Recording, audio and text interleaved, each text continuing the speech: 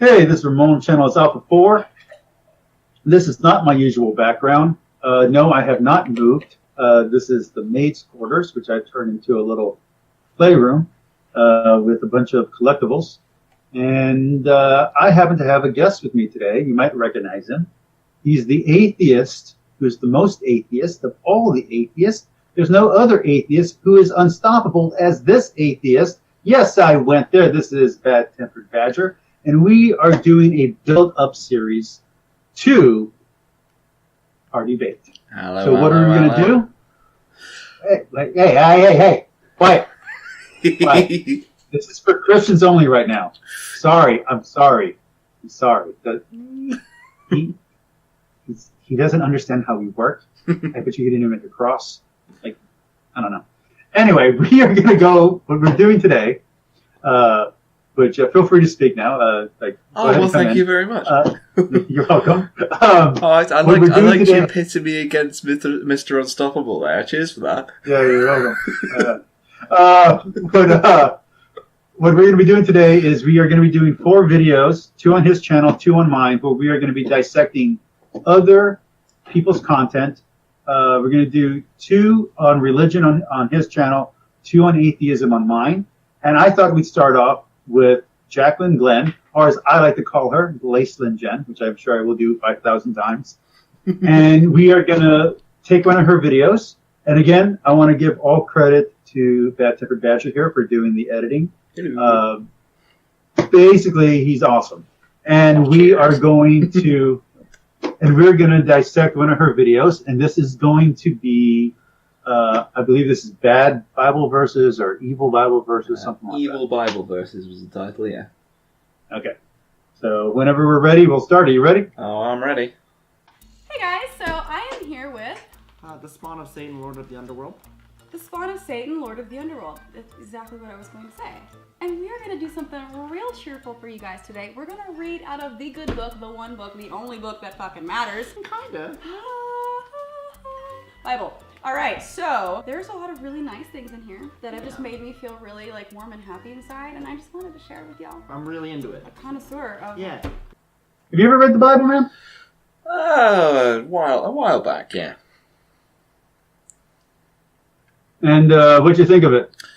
How much you get through? How much did I get? Well, I went to Sunday school for a while, you see. Okay. So I got through a fair chunk of it. I'm not going to say for definite I got through all of it, but I did a fair bit of Bible studying back in the day, although I can't remember some of it now. I was going to ask you what you thought of it, but okay, so you don't really have an opinion anymore. I'll give you a quick review. I thought that there was an inconsistency of tone between a lot of the different chapters. I thought that some of the characters didn't really make any sense. Some of the characters weren't that well written. Some of them just the dialogue didn't quite flow. I'm aware it's been translated through 15 different languages. Also, I thought the character of God really wasn't portrayed in a positive light. Well, before I give you a serious response to that, let me just say, I think we've seen Westworld. So if you don't think that the dialogue was correct, how do you feel about how God is writing your dialogue right now? Is he doing well? Do you like the words that he's given you to say? Well, you see, if he's authoring what I'm saying right now, I'd say, well, as long as he makes me win this, I'd say he's doing great. A little addition to that, make sure I win the debate as well. Okay, so in all seriousness, though, God is not the main character in the Bible. The Hebrewic people are. In fact, throughout the entire Bible, it's just the Hebrewic people. Even the New Testament, where the Christians show up, it's still the Hebrews talking. Only in the epistles do we actually get Christians. And in Revelations, you can say that those are Christians, but really those are Jewish Christians, which is a sect that doesn't really exist anymore unless you consider the Messianic Jews, both Jews and Christians, which that is debatable, and people have their own opinions on that. So, all right, you ready to keep going? Oh, yeah. Let's have another go. Bible verses. That is something to be real proud of. Mm-hmm. All right. This is one of my favorite ones. I'm just going to start off with my favorite. Out here in Genesis. And he said to the woman, I will increase your trouble in pregnancy and your pain in giving birth. In spite of this, you will still have desire for your husband, yet you will be subject to him. I love as the verse goes on, your southern accent slowly. Yeah, starts I gotta slipping. remember to keep up my Jesus I gotta accent. say. No, this is just one of my favorite passages. You know what I'm saying? Amen. Because you know what, women should have a lot of pain in pregnancy. I'm just so thankful to you. Okay, so do you have a comment on that before I give you my comment? Well, it doesn't paint the Lord Creator of the universe and the world in the best light, does it? I think it paints them in a great light. Oh, because well, there was why pain is and that? suffering. There was pain and suffering before that happened. Mm. This is an increase only in childbirth as a state of suffering. But you got to remember that this is not an actual event. Adam and Eve, if they existed, which I personally like to think they did, are not necessarily the Adam and Eve in the Bible, and they're not necessarily named Adam and Eve. This is more stating the condition and explaining why people have pain in childbirth, women specifically, why women experience pain in childbirth. This is explaining that, and it's also explaining why people have to work. This is not a story that says, okay, because of your actions, you now have pain or have death. In actuality, especially if you read any Jewish commentary, death already existed before this. So this is the consequence of the fall is not death. What it's saying is that you will now experience your life more fully. So if you're going to experience your life more fully, that also means you're going to experience pain more intensely. All right, I got two little comebacks for you on that. Let's start with one. Okay. So that would be one of the parts we discussed last time that is figurative rather than literal in terms of the interpretation. And the other part would be, what about the subject to your husband part? What do you make of that? Again, there are two parts to this. Okay, so, and this is going to sound a little bit like Jordan Peterson, but I'm not ripping off Jordan Peterson. I learned this long before, like when I was 15 or 16. So you were Catholic before it was cool. Yes, I was. Which I still think he's a secret Catholic, because a lot of the stuff that he says is just right out of Catholicism. But whatever. He might be Orthodox though. Which is that it's not a blessing, it's a curse. It's saying, hey, because of your mistakes, you're subject to someone else. Okay, that's the first part. So it's not saying that it's a good thing. It's stating this is the condition. Men are physically bigger than women. Here's what happens as a consequence of that. And it's not necessarily good. In fact, it's saying very clearly it's necessarily bad. And the second part I would say to this, and this is kind of like, okay, this culture, when they wrote this, was a patriarchy. And I don't mean that from the patriarchal fathers. I mean, societally, men were in charge. Yeah. So again, just like with trying to figure out why men have to work, or why people have to work, and why women have childbirth, they're also trying to figure out, well, how did this social structure come to be? And their best theory is, oh, a man messed up, so man has to work. A woman messed up, so she has to be subject to a man who's clearly an idiot. So that's kind of more what the story's doing. It's explaining something that had already existed.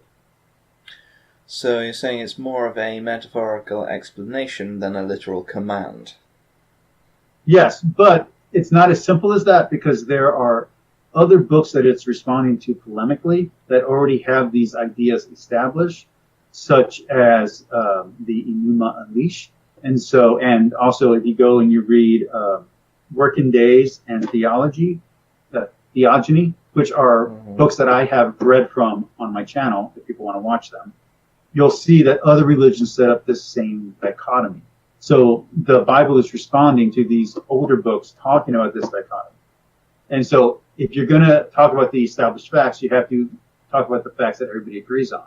And those were the agreed upon facts at that time, even if nowadays, modern Western people, we do not agree with those things. I argue it still doesn't paint God in the best light, being the be-all and end-all creator of everything, that this God has created the world and the people within it to exist in that way.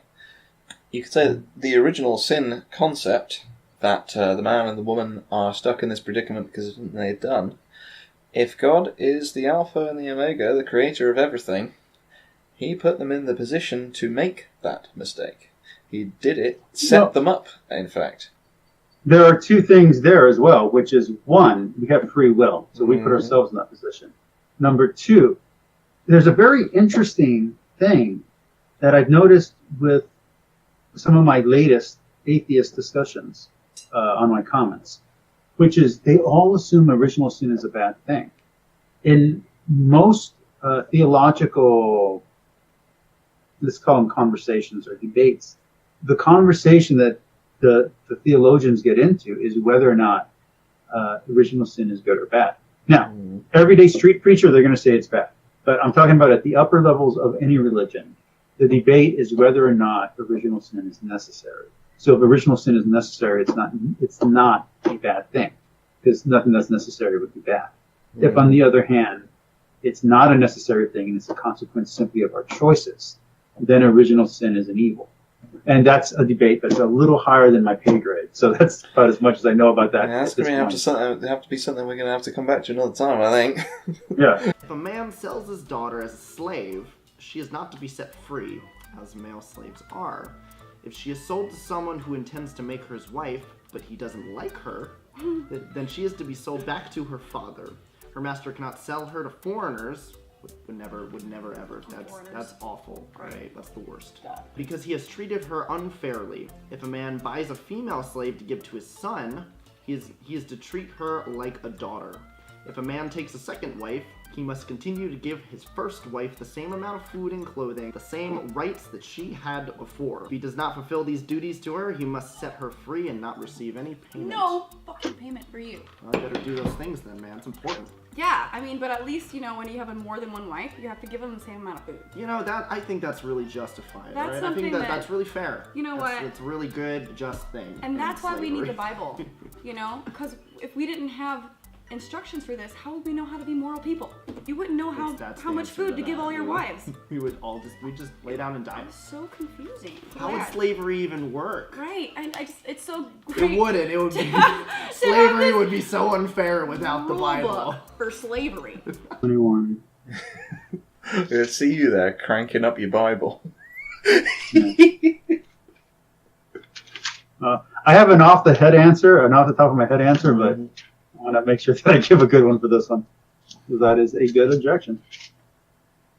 Well, I don't object to the making sure you give all your wives the same amount of food part. Because, wives need food. The rest of it's a bit dodgy, I'd say. An Israelite could become, this is from verse 2 of chapter 21. An Israelite could become a slave of another Israelite as means of paying debt.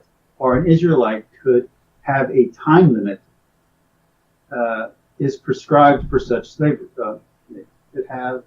Could be born into slavery due to the parent's status as a slave. Here, time limit is prescribed for such slavery.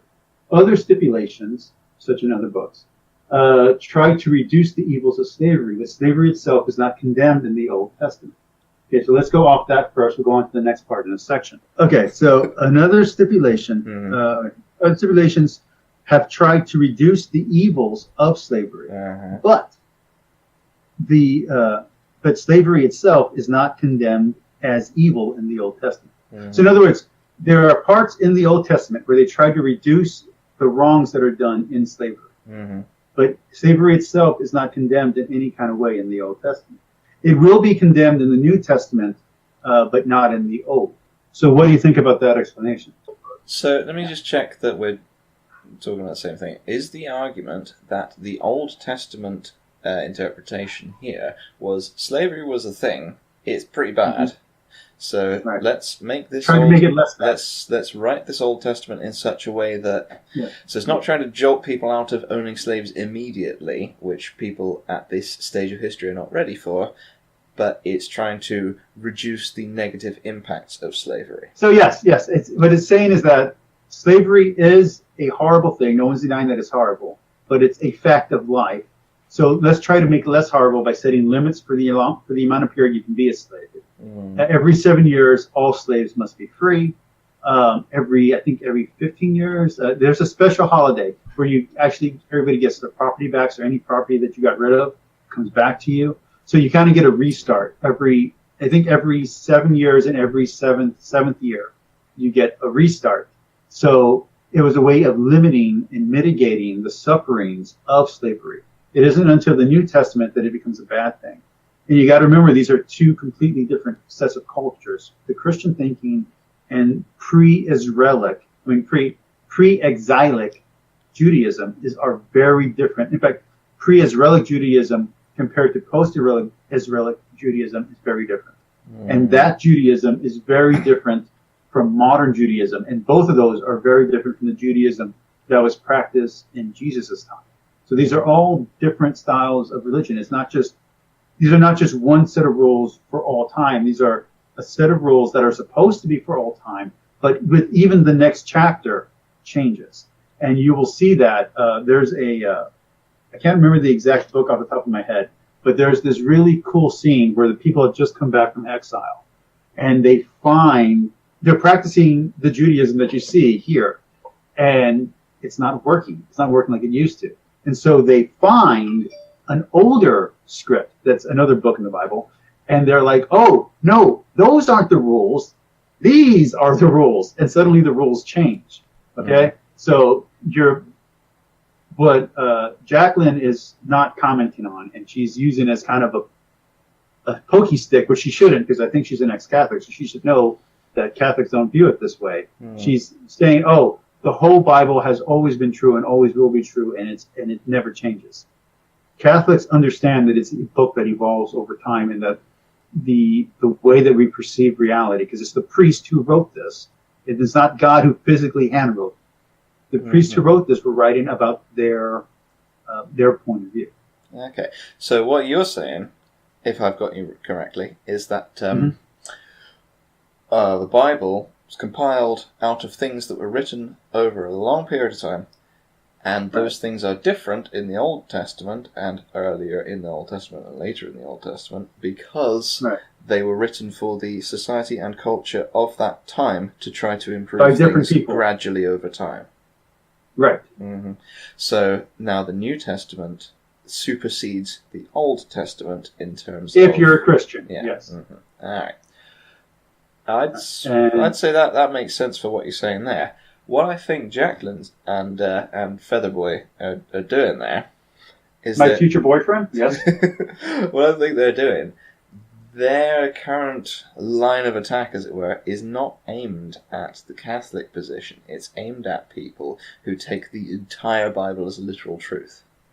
But that's not how she's presenting herself. In fact, if we get to do another video of her someday in the future, not for our next video, there's one where I think she goes after the catechism. I'd love to argue with her on that one.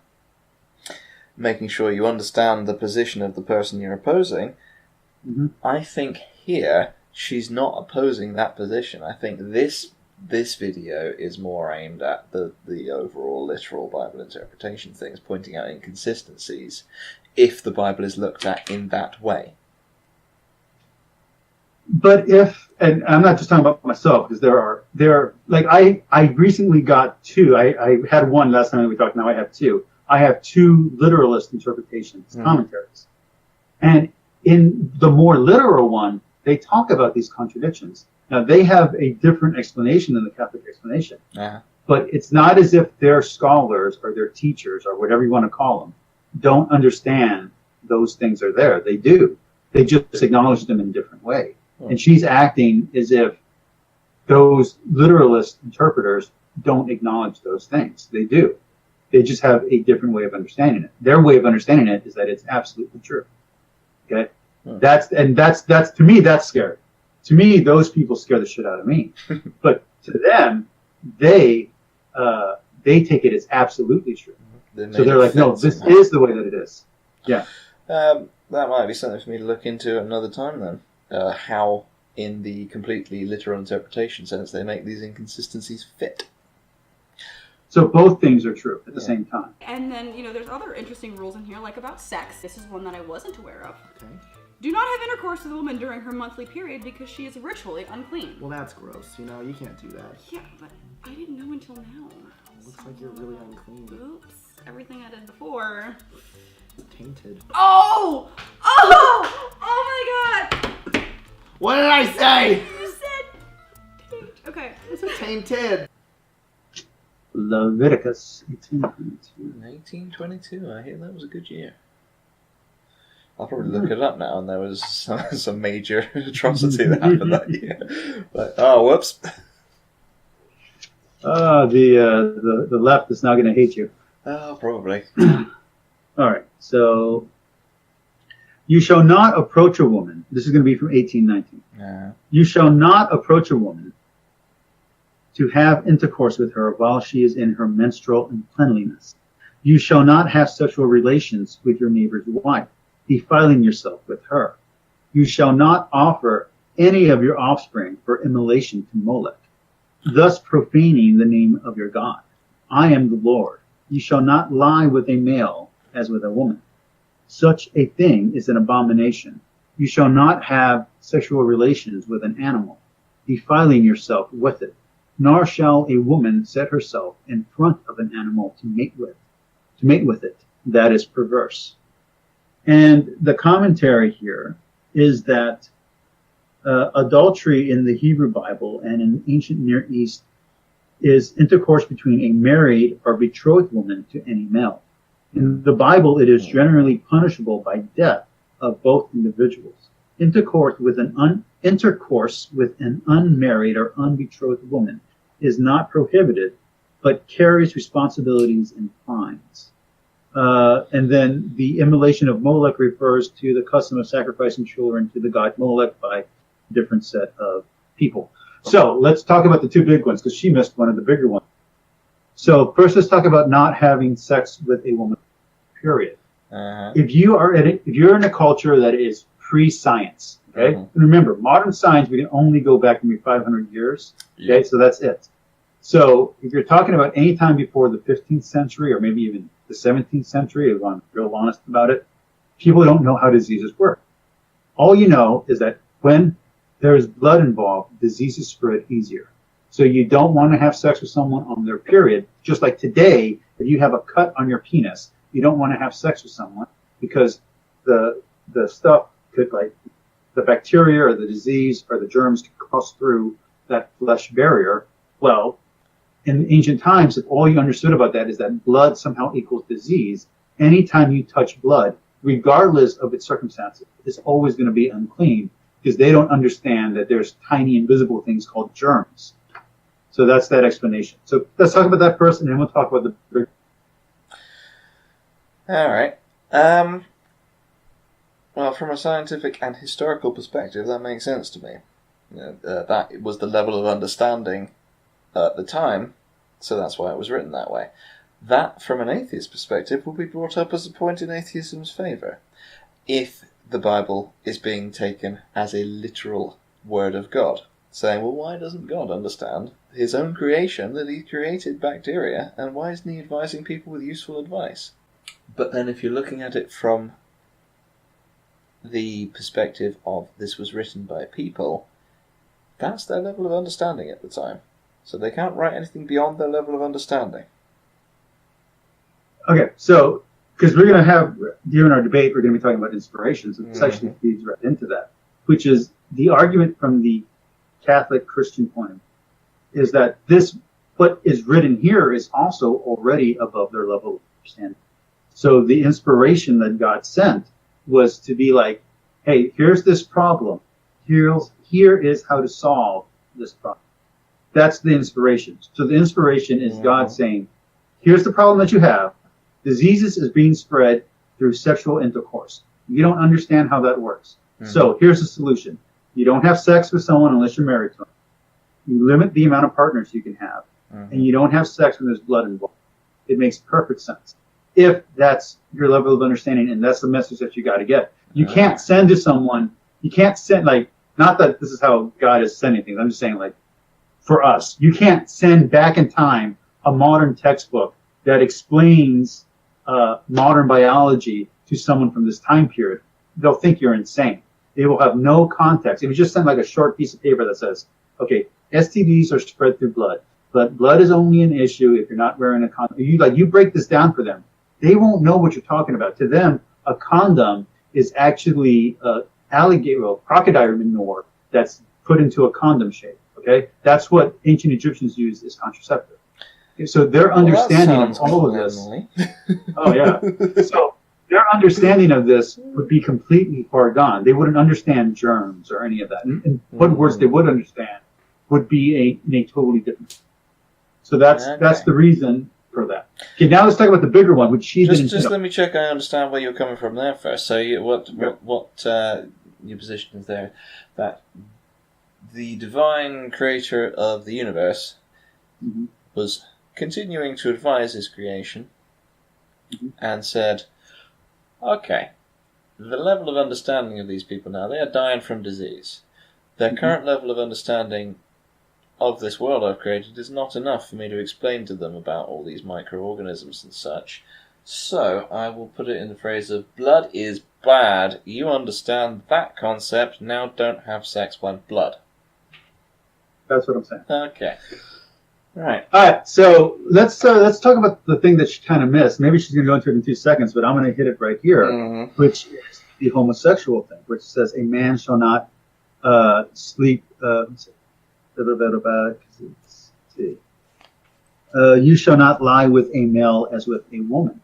Now, there are some important things here, some important caveats that I have to mention, which is usually in the Bible, when it's talking about homosexuality, it's not our modern understanding of homosexuality, but it's actually talking against this rape and pederasty. Those are the two things that it's condemning. Okay? Now, that being said, when we get to the New Testament, Paul, when he condemns homosexuality, he's not just condemning those two things. He's also condemning what we would understand as homosexuality. He's saying that orgies are bad and all this other stuff are bad. But his context is that you now understand that all of these rules don't matter. You now understand that you can do anything you want within the confines of being a Christian, of loving your brother, loving yourself, loving your neighbor. But if you act on those things, you're going to scandalize the church and you're going to cause people to fall away from their faith. And then they can think they can do anything. So they'll go, oh, so it's okay if I eat pork, so that means I can also kill somebody. So you have to rein it in to understand that there's certain rules. Those are the two caveats before I get into the explanation. Okay, so here's the thing. And this is going to be a little controversial, and I don't mean this as but it's going to sound horrible, which is there are higher rates of disease in homosexual men. And the Old Testament spends its time speaking against male homosexuality. There is not a lot. I think there's a little bit. I think there's one line in particular. There's not a lot in the Old Testament against female homosexuality. There is some, again, there are some in the New Testament, again from Paul. There's almost nothing in the Old Testament, which I remember the very first time I read through the Bible, the very first time, I was shocked that there was only stuff against male homosexuality. Later on, I realized there's some stuff against female homosexuality. But in rates, in the way that disease is spread, in the way that anal tissue tears, you can see how you want to be circumcised so that way you spread less disease, because circumcised people spread less disease, and how you want to eliminate anal sex, because anal sex spreads more disease. And if that's your only understanding, that's where you're coming from. Moralistically, if you want me to answer why do we still say that homosexuality is a sin, knowing that there are ways to mitigate it, I cannot answer that in a strong way outside of the fact that we believe in natural law, which states that sexuality is for procreation. But I have a personal viewpoint that is slightly different than the church, and right now we are talking about what the church teaches. What would you say to the perspective that homosexual activities are often seen in nature in other species? In some of the great apes, various big cat species, and lots of others that I can't think of right now. I don't deny that. I was going to tell a horrible joke about a dog and a cat, a male dog and a male cat that I once saw one time banging outside on the street. Great. Let's not get into that. Uh-huh. Like I said, I have a personal viewpoint that is slightly different than the church's on homosexuality. I'm slightly more, I agree slightly more with Lizzie Answers than I do with the magisterium on the subject. Yeah. But just to be clear, she doesn't speak for the church either. What I would argue is that if your goal is procreation, then that's the only thing that matters, and that you want to eliminate disease while having, or mitigate disease while having as much children as possible, as much offspring to be fruitful and multiply as possible. Homosexuality does directly, especially at this time period, modern day science, contradict those two ethos. Okay? Now, that being said, I understand this technology. There's in vitro fertilization. There is ways for homosexuals to have children. I get that. The Catholic Church and most Christian religions don't accept those ways as legitimate ways of procreating. But yet they do not deny that those children have souls. So there is a murkiness in there, and there is an ugliness in there that I would not deny. But if you look at the core original concept makes a lot of sense if you're talking about a limited population of nomads that have disease everywhere. You want to have as large a population as possible and mitigate and eliminate as much disease as possible. So I think that makes a lot of sense in the context of the Bible when it was written. Does it make so much sense now? I can't answer that in a way that I'd still be speaking for the Bible as a church. But couldn't you say that the homosexuality appearing in various other species kind of counters the natural law of sex being only for procreation? Not at all. Not at all. The whole idea of the Bible, not just the Bible, that's too general of a concept, and the whole idea of religion in general is to rise yourself out of your animal nature, just to rise above it. And that's not just for this. That's for... Give me 2 seconds.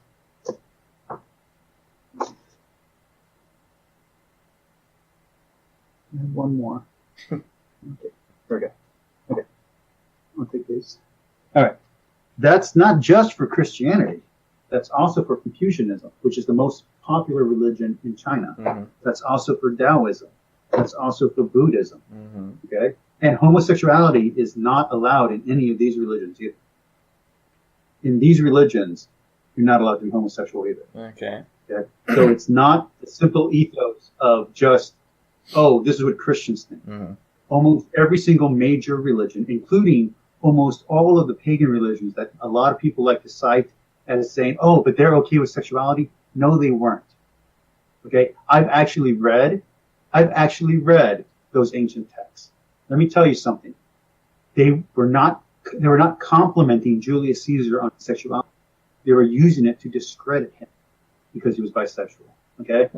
That's the actual case. They weren't hyping people up. They used it as a knock against Alexander the Great, that he had a sexual relationship with one of his best friends. These were not things that they celebrated.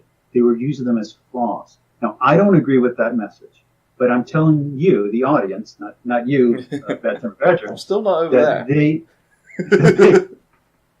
That I'm still telling you, I'm still saying that these ancient cultures were not as okay with homosexuality as you think they were. Yes, Sappho existed, but she was an exception. She was a woman writer who lived on an island and who was I believe she was a student of Socrates. Okay? She was an exception. That is not the standard woman. Okay? The standard woman was not Sappho. The standard woman did not know how to read and write. So, I'm sorry, that's just not the case. Homosexuality was not as widely accepted as you want to believe that it was. Even in ancient orgies, the orgies had male and female sections, and the females would come in to serve the men. There wasn't men serving men. And yes, there were eunuchs, but those were in specific. Those were not universal courtesans, no matter what you want to believe from Game of Thrones. Suppose a man marries a young woman and later he decides he doesn't want her. So he makes up false charges against her, accusing her of not being a virgin when they got married. If this happens, the young woman's parents are to take the blood-stained wedding sheet that proves she was a virgin, and they are to show it in the court to the town leaders. Okay, I don't like the fact that they picked this line, not because of any negative reason, but there's just a better line. There's earlier this exact, because the rules get repeated. What's the line? Because I think he was paraphrasing. Okay, he said, it was, okay, 22, right? 13? Okay.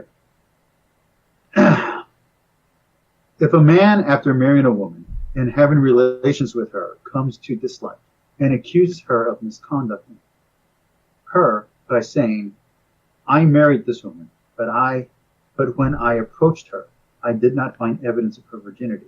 The father and mother of the young woman shall take the evidence of her virginity and bring it to the elders at the city gate. There the father of the young woman shall say to the elders, I gave my daughter to this man in marriage, but he has come to dislike her, and now accuses her of misconduct, saying, I did not find evidence of your daughter's virginity, but here is the evidence of my daughter's virginity.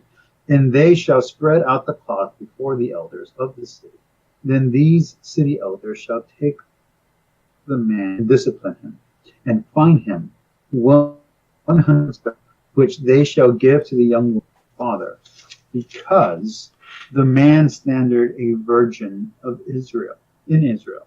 She shall remain his wife, but he may not divorce her as long as he lives. Okay, now there's a lot there to get into, but let me first say what I wish they would have gone to. There is a much better version of this story earlier on. I think it's in Exodus, where a man, it says, if a man accuses a woman of adultery, what is the consequence? So how do you test it? How do you find out if it's true or not? So you have to get this bitter water, and she has to drink it. And if she dies, she's guilty. If she lives, she's fine. Well, here's the thing. The bitter water is just bitter water. There's nothing to it. Some feminists have interpreted it to be an abortion thing. Other people have interpreted it to be like, oh, it's poison, so that kills the woman. That's not what's happening at all. The priest understood there was a situation that could not be resolved because there was no evidence of her fidelity. So what the priest would do is they just give her like kind of a salty water or like lemon juice water, and she'd drink it. She wouldn't die; it'd just be bitter.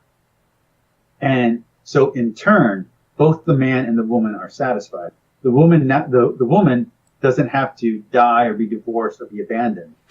And the man now goes, oh, well, there's proof that she never cheated on me.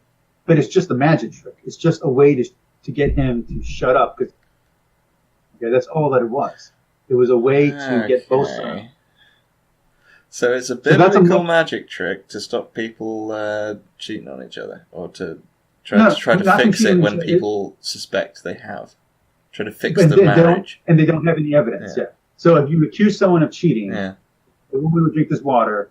The water wouldn't do anything but taste bitter. Mm-hmm. But because she didn't die, which she'd never die from it, what would end up happening is that both sides would be satisfied. Oh, great. And of course, now she's resentful of the husband for it, but she's not alone, and she won't starve. That's important because that gets back to this. So it says that the man has to now marry her, and that's going to come in later. I think it's something else you're going to bring up. But the reason why the women have to marry these men who are assholes, jerks, is because there's no way for a woman to sustain herself in these systems. A woman can't work. A woman can't earn money on her own. There'll be some exceptions, but for the most part, women are dependent on men in these societies. So you have to, once no other man would marry you, if you had kids, you'd have to be supported somehow. And so to them, the just thing was to make the man who made the mistake support you for the rest of your life. Now, you don't have to sleep with him. You don't have to do anything. You don't have to do any wifely duties, but you're now his dependent. And in this time period, that was considered a good thing. It would be like nowadays, someone does something wrong to you, you sue them, and now they have to pay you money for the rest of their life and keep you in the lifestyle you're used to. Okay? That's what this is. That's that kind of law. But it's interpreted by modern people like her as saying something differently than what it's saying. It's not saying, oh, now you're a slave to this person. It's saying, now this person has to support you forever because they've wronged you. So the That's what it's concept saying. of marriage is being used in a different sense in this particular passage. Yes. Yeah, and this also happens in the Quran also. People like to misquote what the Quran says when it says something. So, Well, I right. would say more so for the Quran than for this. It actually has effects on modern people because they using the modern interpretation of marriage, are now forced to be trapped permanently with their abusers. In a historical sense, it might very well have been a good thing, saying, you now must support this person that you've wronged. But in the modern sense, it doesn't necessarily work out like that. What you're saying is actually incredibly true, more true than you might know. I recently come into a little dust up over the concept of hell, which is that hell is not the word hell. Hell is the word Sheol and the word Gehenna. And when arguing this with atheists, they get all up in arms. They're like, well, but here's what it means in the modern context. Yes, but that's not what it means in the original context. It's the same problem here. There's an original context to these words that when they get transmitted and translated into a modern context, which, by the way, is completely different language and culture, doesn't always work. It's not always apples to apples. I think that's the problem that a lot of debates, conversations, interactions between religious people and atheists eventually end up at, is that the classical and original interpretation of these things does not apply to a modern setting. And in a modern setting, it can be and often is applied. This ancient edict from the holy text can be and often is applied in a harmful way in the modern world. Well, Jesus has an answer to that. Jesus himself, he says, I did not one letter of the law shall change, blah, blah, blah. And then he goes, I did not come to change the law, but fulfill it. Now, that wording is very important. Fulfill means to complete. So he's saying that it's more, and in the sentence, and like there's three different times that it'll show, but basically, one time his disciples are eating without washing their hands. Another time they're eating on Sabbath, they're collecting food. And another time, I forget what the last one was, but there's three times that it comes up. And what he's saying is that, no, where the Pharisees and the Sadducees, what is it, Pharisees and Sadducees, Pharisees and Sadducees, what they're saying is that they're staying true to the letter of the law, but the law was written so long ago that the letter of the law no longer applies to the modern, then the Hellenistic context. Instead, what you need to do is stay true to the spirit of the law. What was the law trying to accomplish in spirit, not in the literal wording? So that's what Christianity changes. When he says he fulfills the law, that means the old law is closed and you now have a new law that's relevant to today's time. And the Catholic Church answers that by saying we're going to have encyclicals every time there's a pope. The pope, because he lives in the current time, will take the law, because the law doesn't change. It's just the wording is no longer appropriate for today's context. So he's simply interpreting the words to what the original spirit would mean in today's context. So that's what he's changing and he's not really changing it. He's just he's changing the interpretation. How do I put it? He's reinterpreting. He's updating, there we go. He's updating the interpretation to the modern parlance. God, okay. Then the town leaders are to take the husband and beat him. They are also to fine him 100 pieces of silver and give the money to the young woman's father. But if there's no proof she was a virgin, we are to take her to the entrance of her father's house where the men of the city are to stone her to death. She's also missing my favorite line, which is a rebellious child is to be stoned to death. So I think it's a shame she's not talking about that. The other thing for that is I was going to say, what is acceptable proof of virginity in this time period or in general? Well, I mean, you got to think about this. And again, this is going to be a little crude. All she would have to do is have a period and have it on a piece of fabric, and they could take any fabric and use it as proof. It's not as if these things aren't workaroundable. You know what I mean? No. How does that work, I mean, in all honesty, it doesn't. But what I don't like that a lot of atheists seem to do is they seem to take this, and again, it's YouTube atheists, and I don't mean like person on the street, friend. I mean like, yeah. What they seem to do is they seem to act like as if the people in the past were so dumb they couldn't figure out these things. Like, obviously they were smart enough to write them, okay? If they're smart enough to write it, they're smart enough to think it. So yeah, I that's one thing that's always bothered me, is that they act like, oh, well, these random desert dwellers. Well, really? So you right now could go build a house, have running water without electricity, have a oven and a stove that works without electricity, and raise a family, have them live to be about 70 or 80 without modern medicine. You can do that? I don't think you can. They could. So I think you're downplaying, not you, I'm saying the audience. I live on the ground. This doesn't apply to me. Is downplaying the intelligence and capability of the human mind when they try to say, oh, look at how primitive these people are. So, anyway. If a man is caught having intercourse with another man's wife, both of them are put to death. Suppose a man is caught raping a young woman who is not engaged. He is to pay her father the bride's price of 50 pieces of silver, and she is to become his wife. Because he forced her to have intercourse with him, he can never divorce her as long as he lives. No man is to disgrace his father by having intercourse with any of his father's wives. Don't have sex with your father's wives. Okay, just to be clear, they said two things, but they're both things that we already covered. That's the different definition of marriage. Or not so definition of marriage, but different definition of what marriage means in that context. So what they're saying is that he's going to be punished for his crime by now having to support this woman because she might never be able to get married. So he will have to support her forever. Now, in the modern day, that's someone did something wrong to you, maybe broke your leg, maybe shot you, maybe did something horrible, even worse than that to you, tortured you. And now for the rest of their life, their estate will have to support you financially for what they did to you. Plus they'll go to jail.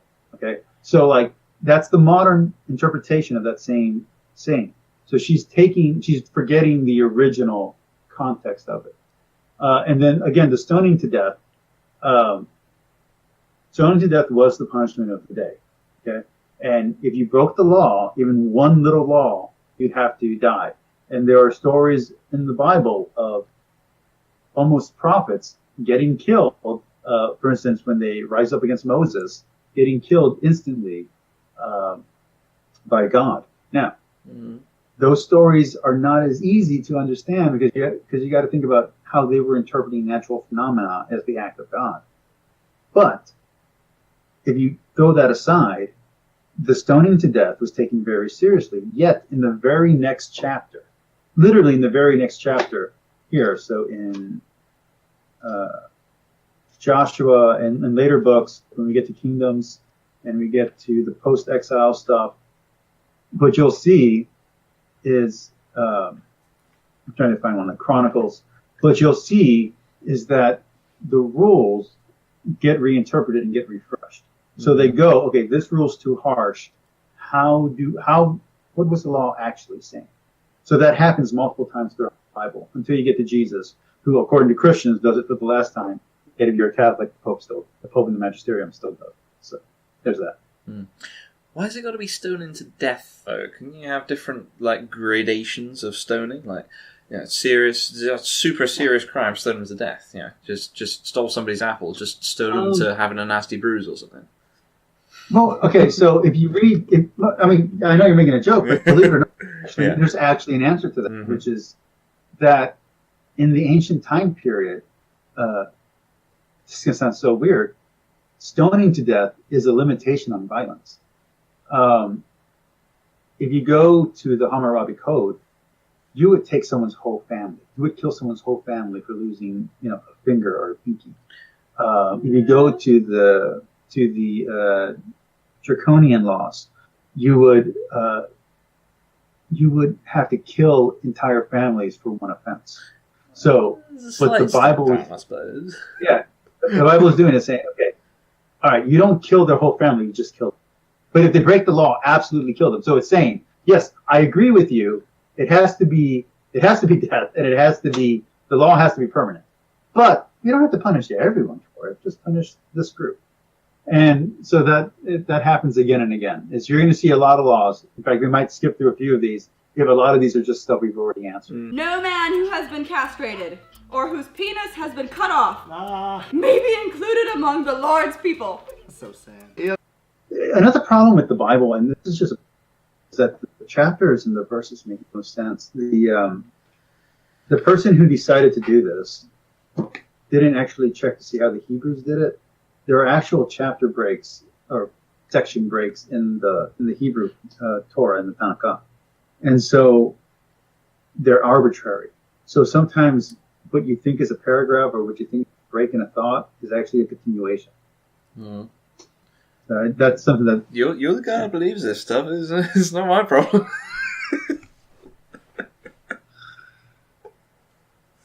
Okay, so I'm going to have to go back to the previous part. Uh-huh. So we're going to go back. We're going to go back to 22 to verse 28. If a man comes upon a young woman, a virgin who is not betrothed, seizes her and lies with her, and they are discovered, the man who lay with her shall give the young woman's father 50 shekels, and she will be his wife, because he has violated her. Now notice, he's not saying this is not exactly rape. What they're saying is that if you have sex before marriage, it's automatically rape, because to the ancient culture, rape wasn't against, this is so ugly, rape wasn't against the woman, it was against the father. Oh, or you're whoever going was to in appear in charge of the somebody's feminism compilation. Hey, I'm not the one who believes this. Just there like, Ancient Canaanite culture. This is Alpha what it 4 was. 2018. It's not exactly rape. In the ancient culture, rape was against the father, not against the person who was violated. So it's a very ugly thing about that culture. I'm talking about the Israelite culture. I'm talking about the greater Canaanite culture in general. And for many ancient cultures, for a very long time, it was the woman was the father's property. Mm-hmm. And so any crime that was committed was not committed against the woman, but against the father. Islam gives itself a lot of credit for not having those rules, for actually saying that if the woman is violated, it's the woman who was harmed. So to Islam, from their point of view, they're 100 steps ahead of where the Bible is on that note. Mm-hmm. Okay. So, a man shall not marry his father, now shall he dishonor his father's bed, which I honestly think is a good law. No one, okay. A man shall not marry his father's wife, nor shall he dishonor his father's bed. I think that's a good law. No one whose testicles have been crushed or whose penis has been cut off may come into the assembly of the Lord. Now let's find out why.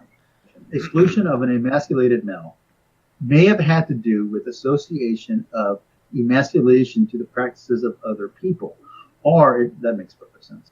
Or it may have been rejection of some with a significant blemish, who was thus not suitable for participation in sacral assembly. Okay, so I can explain both of those real quick. Uh-huh. So in other cultures, eunuchs were sometimes considered divine beings. If you go to Hinduism, there's a goddess who is transgender. Okay? Mm-hmm. So they're considered like goddesses on earth. So what they're doing is they're saying, okay, these ancient pagan practices to differentiate ourselves from these other cultures. Mm-hmm. You can't be that and be us.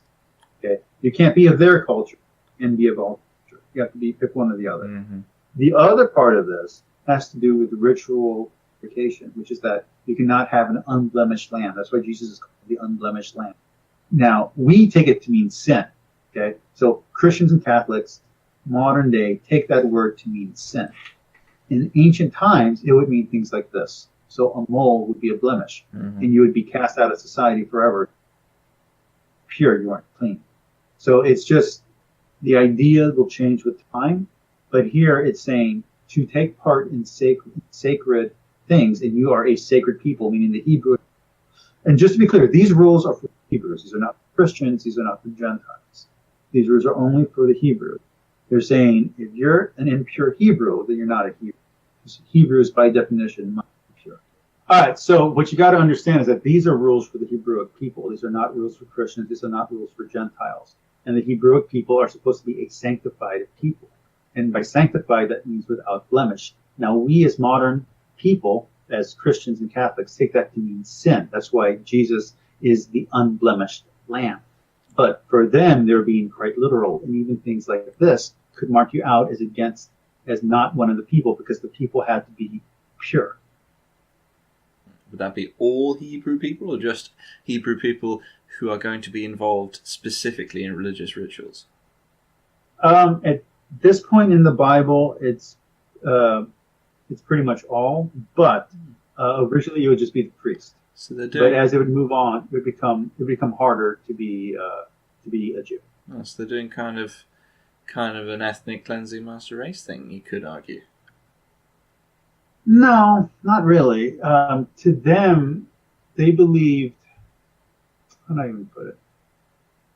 To them, they're not trying to conquer anyone else. Because to them, the whole world is this one little spot.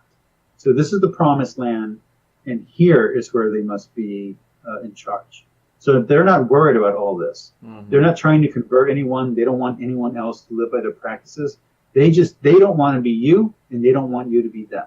And Christianity messes that whole thing up. Because we're now living by their rules, which is exactly what they don't want. Whoops.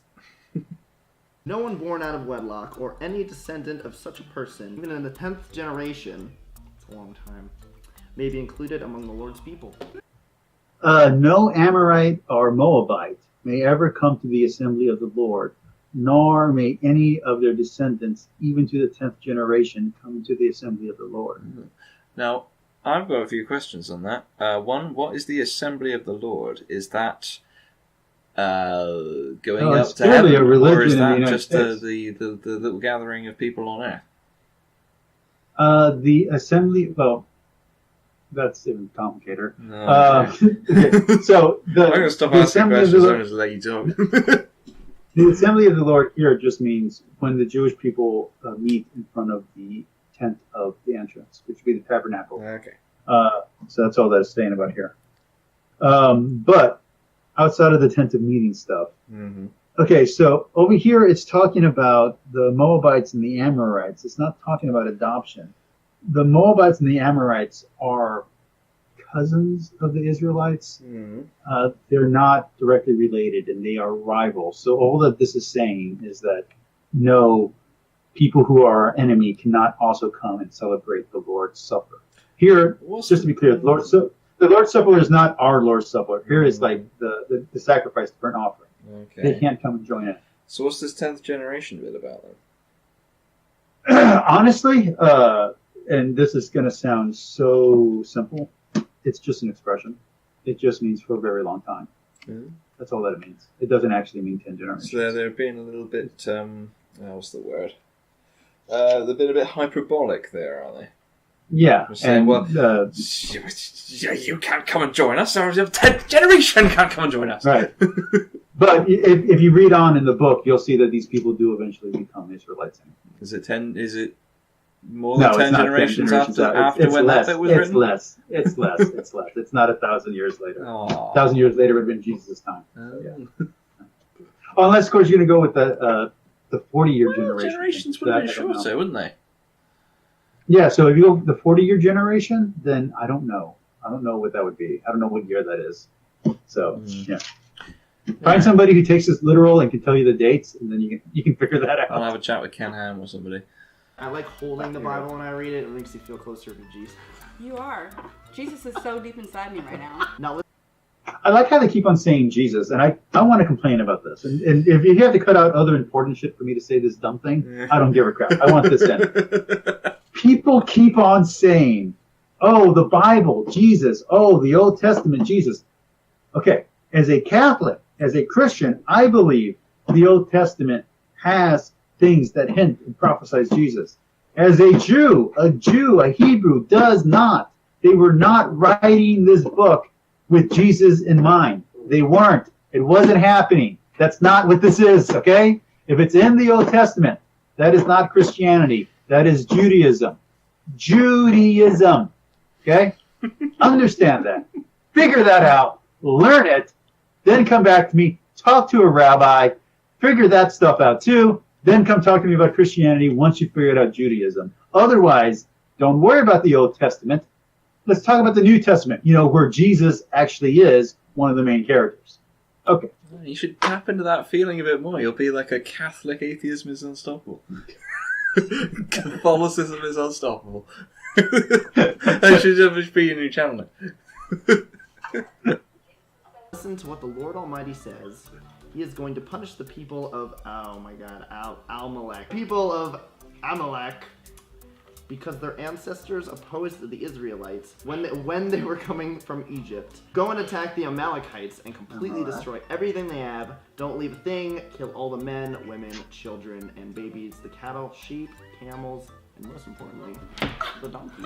Okay, Samuel said to Saul, "It was I, the Lord, sent to anoint you king over his people Israel. Now therefore listen to the message of the Lord. Thus says the Lord of hosts, I will punish what Amalek did to the Israelites when he barred their way as they came up from Egypt." Okay, and this is, first off, there's an alternate reading of this. So what's the alternate? Oh dear. Getting into some deep scripture around here. Okay, so the alternate reading is in different passages. I'm not going to go find that. Let's see. And this is 1 through 3.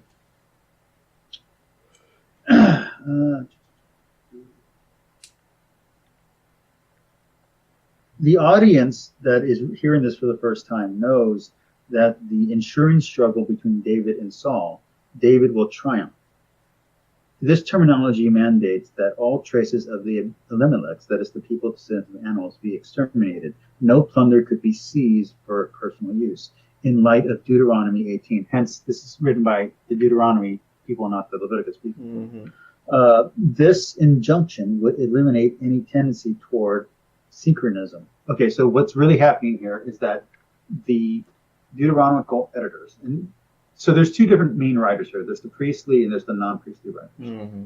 Now we're getting into the editorial stuff. And so what they're basically doing is one group of the Jews want to make everything one story. Mm-hmm. Okay? So they want the entire Bible to be one book. Another group is like, no. Our version of Judaism is the correct way of Judaism.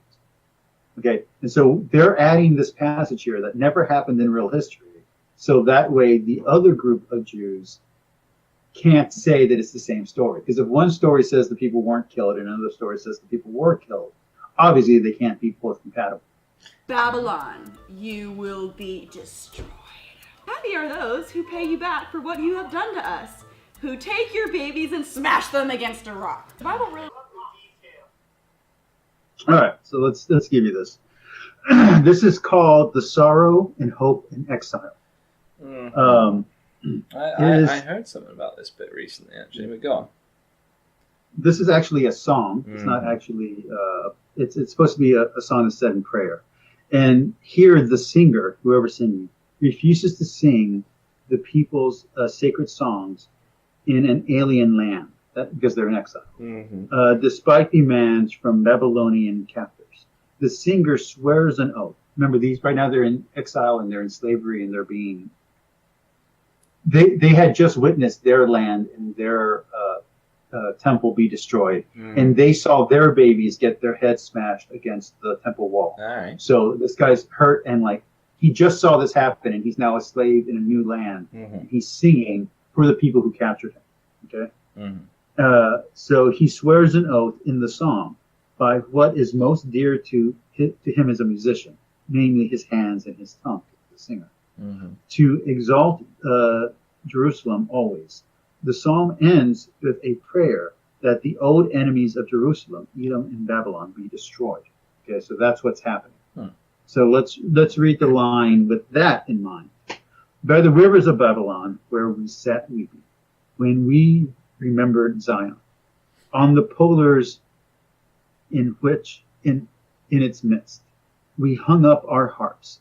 For there our captors asked us for the words of a song, our our tormentors for joy. Sing for us a song of Zion. In other words, sing for us a song of the land that we just destroyed. But how could we sing a song of the Lord in a foreign land? If I forget you, Jerusalem, may my right hand forget. May my tongue stick to my plate if I do not remember you. If I do not exalt Jerusalem beyond all my delights. Now in Hebrew, this would be beautiful. In English and in my voice, this is horrible. Remember, Lord, against Edom, that day at Jerusalem, they said, level it down to its foundation. So he's talking about the destruction of the temple. Mm-hmm.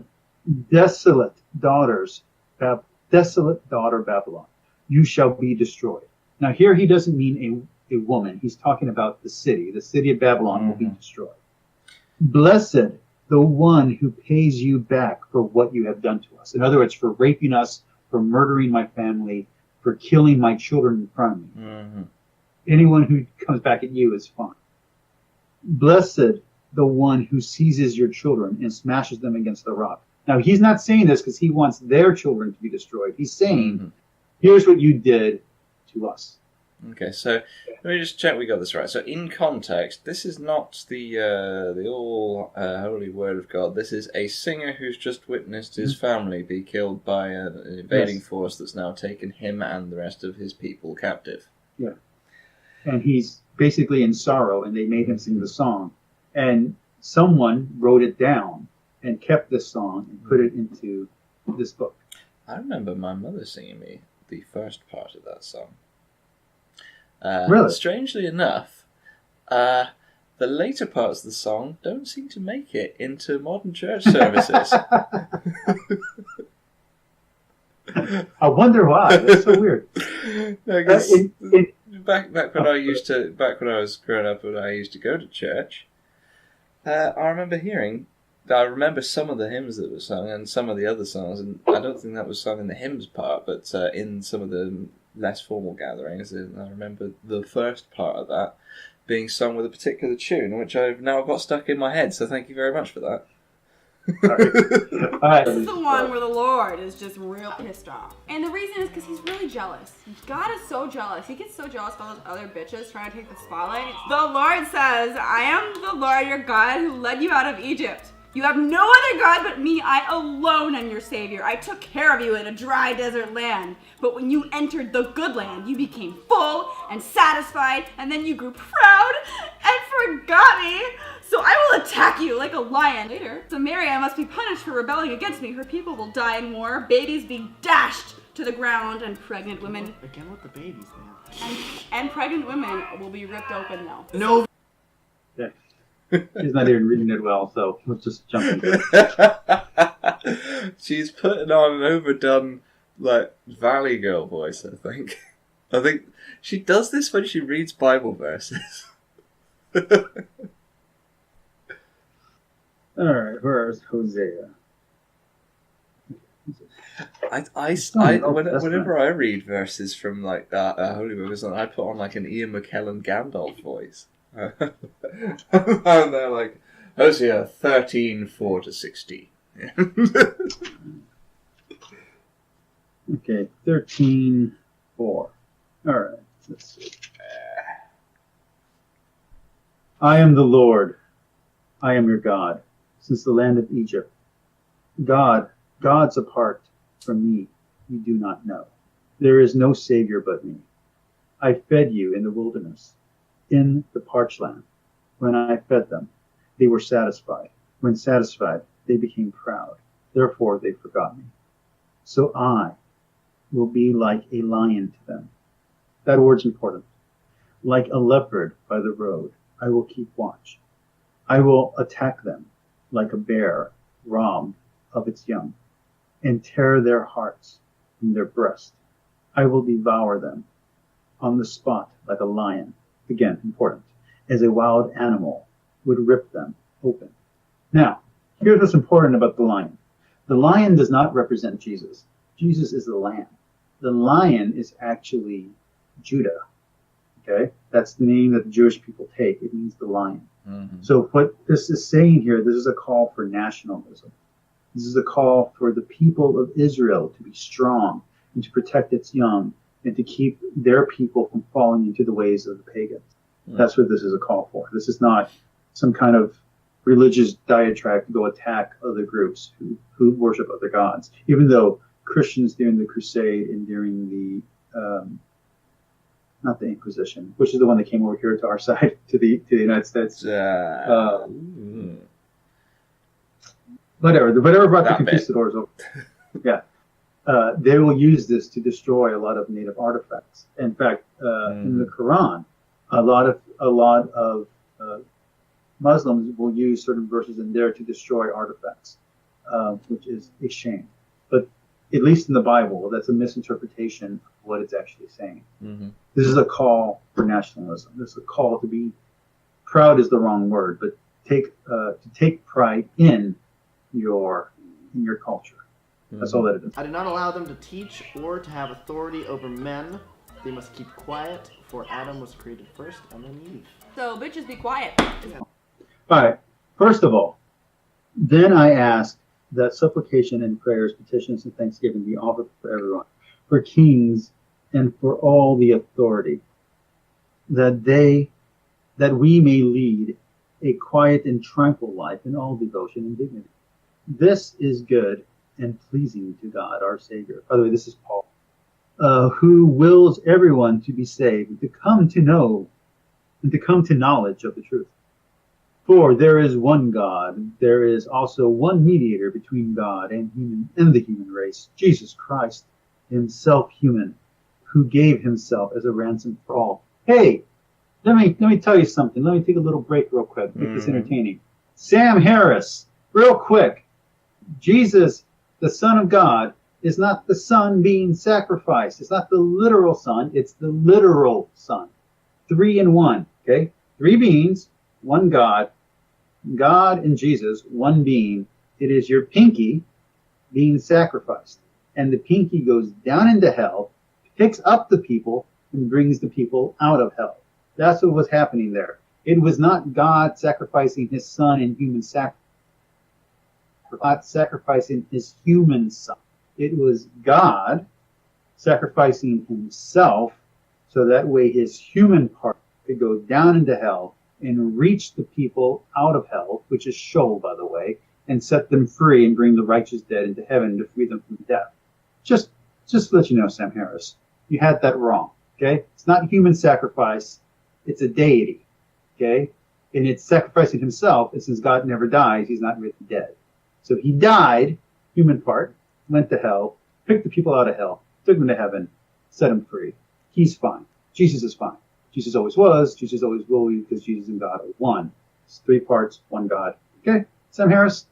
Bart Ehrman didn't say that to you. I'm saying it to you. All right. Jesus sacrificed his life for your sins, except he was okay a few days later. So Jesus sacrificed his weekend for your sins. Yeah, but it's, I mean, not in a harsh unchristian way. That is basically what happened. You know, he's not dead. He died. His human part died, but he's fine. It sounds like a Monty Python thing. Yeah. Oh, I'm dead. I got better. This was the testimony at the proper time. And again, cut out all the boring shit. For this I was appointed preacher and apostle. I am speaking the truth, and I am not lying. By the way, that's an added line. That's not in there. Teacher of the Gentiles in faith and truth. It is my wish, then, that in every place the men should pray, lifting up holy hands without anger or argument. Similarly, too, again added, women should adorn themselves in proper conduct, with modesty and self-control, not with braided hairstyles or gold ornaments or pearls or expensive clothing, but rather as benefit to one who professes reverence for God and good deeds. A woman must receive instruction silent and under complete control. I do not permit a woman to teach or to have authority over a man. She must be quiet, for Adam was found first, then Eve. Further, Adam was not deceived, but the woman was deceived and transgressed. But she will be saved through motherhood, provided women persevere in faith and love and holiness with self-control. All right, so that's what it says. Let me give you my breakdown before I give you what it says. This is actually really easy. Okay, so one of the deaconesses is a woman. Okay, one of the places that he's going to is being held by a woman. Okay, so he's not saying no woman can have authority. He's saying no woman can be a priest. Now, here's the problem if you're a Christian that's not a Catholic and you don't have priest. It just means a woman can't have authority. If, on the other hand, you have priest, it just means a woman can't be. So there's a little problem when you get out of Catholicism. But women are allowed to, take part in the service, do the homily. I mean, not the homilies. They're not allowed to do homily. They're allowed to take part in the service. They're allowed to give the communion. To give the Eucharist after the communion has been done. They're allowed to read from the book, from the Bible, for the first two readings. So women can have roles of authority. They just can't have the role of authority, which is the priest. But let's see what the Catholic Church, or what the scholar who wrote this, what the Catholic Church says. Yeah. So, the prayer of the community should be unmarred by the internal discretion. At the liturgical assembly, the dress of a woman should be appropriate to the occasion. The chief adornment is to be the reputation of her good works. Women are not to take part in the charismatic activity of the assembly, meaning like the stuff looks like they're having like an ecstasy, or exercise authority. Their conduct there should reflect the role of a man's helpmate. So they should be there as an assistant, not as the person in charge, because Jesus is in charge, not people. And not the later relationship of Eve to Adam, where Eve was the one in charge of Adam at the end, until God fixed it. As long as women perform their role as wives and mothers, faith and love, their salvation is assured. So regardless of whether or not they have power or not, what's important is that they be good mothers and good wives and good women in general. So let me say it the other way. So as long as you're a good person, you're going to be fine, whether you're a wife, a mother, whatever. And this could also mean, it doesn't have to mean man, it could just mean husband. What about if you're a good person by today's standards, but you're not a good wife or mother, but you're still a woman? Well, I mean, I can only answer this in a way that most atheists would be dissatisfied with, which is there are plenty of women today in the church who are leaders. There are plenty of women in the Catholic Church who are not only heads of apologetic groups, such as Mother Angelica, who died. She started a whole program of apologetics. There are women in power in Catholic life and in Christian life, and there are women who do Bible teaching and Bible study and all of that. This is putting a limitation on the amount of authority any one human can have.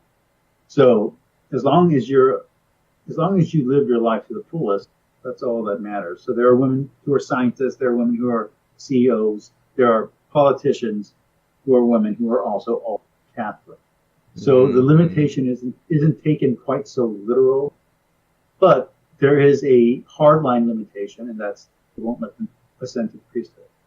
And that's just what it is. But in other religions, they do have priestesses. So a woman wouldn't be a priest anyway. And there are nuns. The problem with that analogy is that there's also monks. So unless monks are going to be priests, I don't know how you can get around. So that's the current situation. Yeah, so why is it necessary to bring women into it at all? Why couldn't these limitations just apply to people?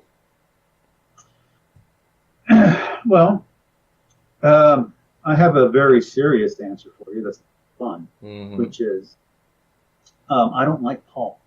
I've never liked Paul. When I read the Bible the third time I read the Bible, it almost made me lose my faith. Made me question my religion, because a lot of the things that Paul says, especially against women, against homosexuals, is not stuff that Jesus said. Paul is super important because he opens the doors for Gentiles, that means me, to become a Catholic and a Christian. But he's also not Jesus. Mm-hmm. And there are two important points here. And again, this is not a direct answer, but these are just two important points, which is, this is not God. This is a Bible. It's just a book. Mm-hmm. Okay? It's not God. Paul is just a man. Paul is not Jesus. Paul isn't even the first pope. Peter's the first pope. So while Paul is extremely important to the foundation of the faith, and while his letters form a lot of the basis for the politics of the church, I personally don't worship Paul, worship Jesus, worship God. Mm-hmm. So that's my answer, is that I don't always agree with Paul, but I understand he's part of the, and that his ideas are important to the development of faith. Mm-hmm. Doesn't mean I have to like his ideas. Okay. All right, so this was, I don't even know that this actually has a name. This was our little commentary special. We will be doing 4 of these. This is leading up to a debate between me and that tempered badger. Oh, yes. And I want to extend my invitation to others who would like to participate in this debate. We're looking for Muslims, Buddhists, other atheists, agnostics. In fact, if your atheism disagrees with bad-tempered badgers of atheism, there's a few of those. We want to have as much discussion as possible. We will have an official announcement soon with 2 trailers on each of our channels. But this has been fun. This has been us commenting on other videos. There will be 2 on my channel, which will be us commenting on atheist videos. There will be 2 on his channel, which is us commenting on Christian videos or religious videos in general, whatever. And then at the end of those 4 videos, the very next video will be our debate. Now, we will be doing our normal content leading up to it, but at the end of those 4 videos, the next video that we do together will be the debate. So, peace, like, and subscribe. Please go to his channel, subscribe to his channel, subscribe to my channel if you're not already subscribed. Hit that like button, comment down below, tell us where we're wrong, and rock and roll.